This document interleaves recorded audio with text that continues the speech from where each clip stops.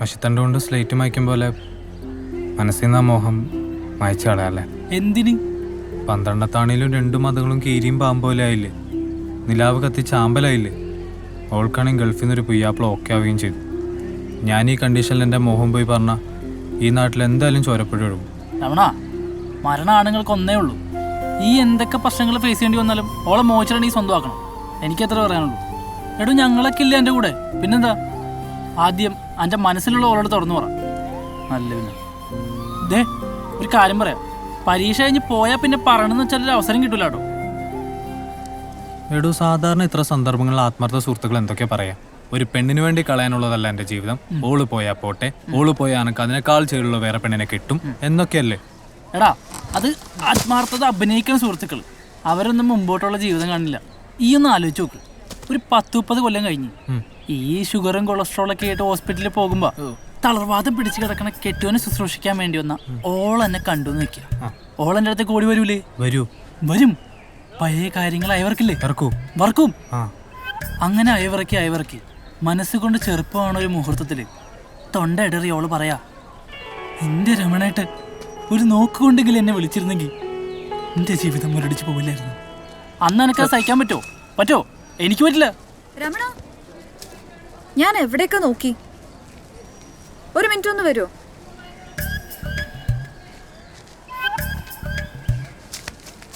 ഇതേപോലത്തെ അവസരം എനിക്ക് കിട്ടൂല കേട്ടോ. All the best.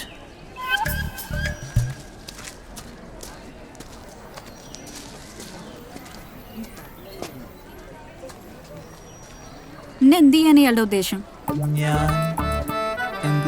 എന്താ? ഇയാൾക്ക് എന്നെ ഇഷ്ടമാണെന്ന് രണ്ടി പഠിക്കുമ്പോഴേ എനിക്ക് മനസ്സിലായി. എനിക്ക് ഇയാളെ ഇഷ്ടമാണെന്ന് ഇത്രയും പ്രായമായിട്ടും എന്താ മനസ്സിലാവാത്ത? എന്റെ നിക്കാഹ് തീരുമാനിച്ചു. അതിനു മുമ്പ് ഒരു പോംവഴി കണ്ടെത്തണം. നമ്മളിഷ്ടത്തിലാണെന്ന് നാട്ടിലറിഞ്ഞ അതിന്റെ പേരിൽ 2 മതങ്ങൾ തമ്മിൽ വെട്ടും കൊലയും നടന്നു എന്ന് വരും. ചോരപ്പുഴ ഒഴുകും എന്ന് വിചാരിച്ച് രമണൻ പേടിച്ചു പിന്മാറിയ അടിച്ച് കണ്ണു ഞാൻ പൊട്ടിക്കും. ചുമ്മാ എന്നെ ഇഷ്ടപ്പെടുന്ന ആളോടൊപ്പം ജീവിക്കാനാ എനിക്കിഷ്ടം പാട്ടുകാരാ. ബാക്കിയൊക്കെ നമ്മുടെ രജിസ്റ്റർ മാരേജ് കഴിഞ്ഞിട്ട്.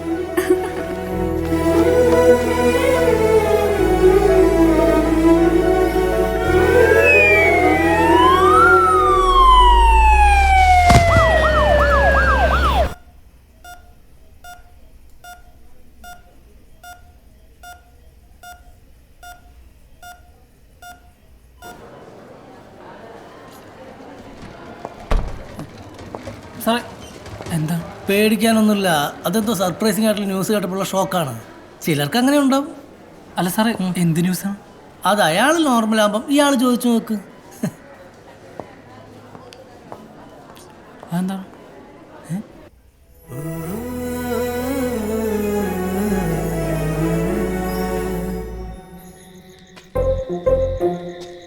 ബോംബുണ്ടാക്കണ കാര്യമൊന്നുമില്ലല്ലോ ഇത്ര ആലോചിക്കാൻ. രണ്ടുപേർക്കും പരസ്പരം ഇഷ്ടമാണെന്ന് മനസ്സിലായ സ്ഥിതിക്ക് ഇനി എന്ത് ചെയ്യും? Register marriage. അതേതിപ്പോ അറിയണ്ട. അതേത് രാമൻകുട്ടിയും പറയാം. രജിസ്റ്റർ മാരേജ് കഴിഞ്ഞിട്ട് എന്ത് ചെയ്യും? രാമൻകുട്ടി ഉദ്ദേശിച്ചല്ല ഞാൻ ചോദിച്ചത്. ആമിനെ ഓൻ്റെ വീട്ടിലോട്ട് കൊണ്ടുപോയാൽ ഓളുടെ കൂട്ടക്കാർ എന്തായാലും ഓൻ്റെ വീടിന് തീരും. ഇനി വാടക വീട് എടുക്കാന്ന് വെച്ചാലോ ഏത് വിഭാഗത്തിൽപ്പെട്ടവരെ വീട് എത്തിക്കാന്ന് പറയാൻ പറ്റില്ല. അപ്പൊ പിന്നെ ഒളിച്ചോട്ടെ രക്ഷയുള്ളൂ. ഒളിച്ചോട്ട് ഗോൾഡ് ഫാഷൻ അല്ലേ? ഓൾഡ് ഇസ് ഗോൾഡ് എന്നാണല്ലോ. ഗോൾഡിന് വില കുറയാണോ? ഓണത്തിന്റെ ഇടയിലാണ് ഇയാളുടെ ഒരു എവിടേക്ക് എപ്പോ എങ്ങനെ ഒളിച്ചോടും? അല്ല, ഒളിച്ചോടാൻ ബസ് ചെന്നൈയാ. ബസ്സിനാണെങ്കിലും ട്രെയിനാണെങ്കിലും ഒറ്റ രാത്രിന്റെ പ്രശ്നമുള്ളൂ. അതെ. ചെന്നൈ ചെന്നാ 10 ഉറുപ്പിക്കും 10 കോടി ഉറുപ്പിക്കും സുഖമായി ജീവിക്കാൻ പറ്റുമെന്ന് കേട്ടിട്ടുണ്ട്. പക്ഷെ ഭാഷ പ്രശ്നമല്ലേ? ആർക്ക്? രമണനാ? തമിഴ് പടത്തിന്റെ ഉസ്താദല്ലോ. അപ്പൊ ചെന്നൈ ഫിക്സ്. പ്രശ്നം തീർന്നില്ല. കോളേജ് കൂട്ടി നിലാവ് എത്തി. ഒളിച്ചോട്ടത്തിന്റെ ഡേറ്റ് ഫിക്സ് ചെയ്ത ആര് എങ്ങനെ ആമിനെ ഇറക്കിക്കൊണ്ടുവരും? അതിനൊരൊറ്റ ആളുള്ളൂ.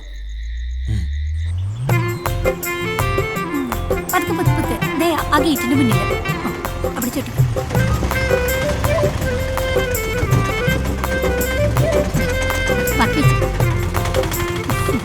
സുഖല്ലേട്ടെ? ആമിന അകത്തുണ്ട്. കിട്ടുന്നില്ലല്ലോ. രണ്ടുപേരെ പ്രേമലയുടെ ഫുൾ റിംഗ് പോയി കട്ടായി. Amina switch off. ഇനി ക്യാൻസൽ ചെയ്യാൻ പറ്റൂല കേട്ടോ. ഫുൾ കാശ് പോവും.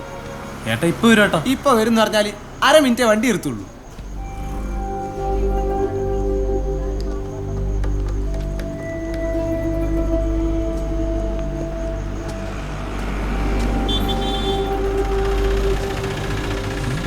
അതാ വന്നല്ലോ.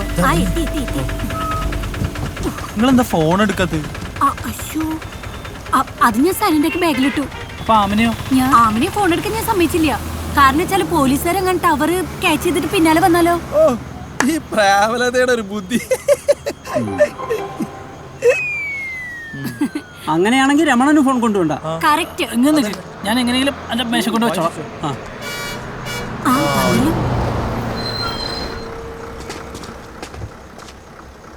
ഒരു പെൺകുട്ടി അന്വേഷിച്ച് കൂടെ വരിക. അന്യനാട്ടിൽ ഒരുപാട് പ്രശ്നങ്ങളും പ്രതിസന്ധികളും ഉണ്ടാവും. അപ്പൊ ബോധം കിടാതെ അഭിമുഖീകരിക്കുകയും പ്രതികരിക്കുകയും ചെയ്യണം. നമ്മുടെ ലാലേട്ടനെ പോലെ.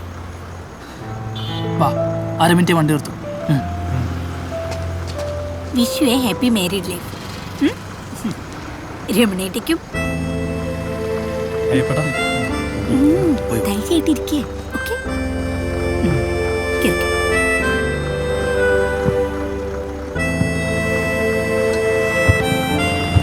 ശരി.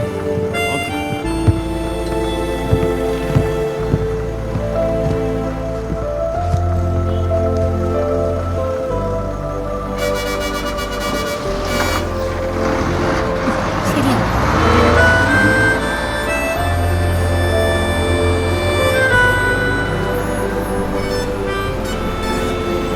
പ്രേമം ഒളിച്ചോട്ടം എല്ലാം വളരെ പെട്ടെന്നായി പോയി. ഇനി നമുക്കൊന്ന് റിലാക്സ് ചെയ്യാം. അതെ, റിലാക്സ്.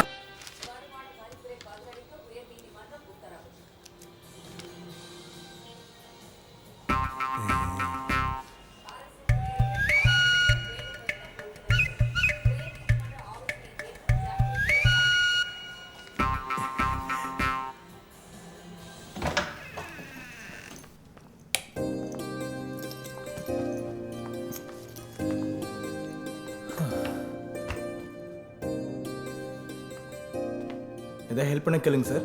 ഓക്കെ. சரி சார்.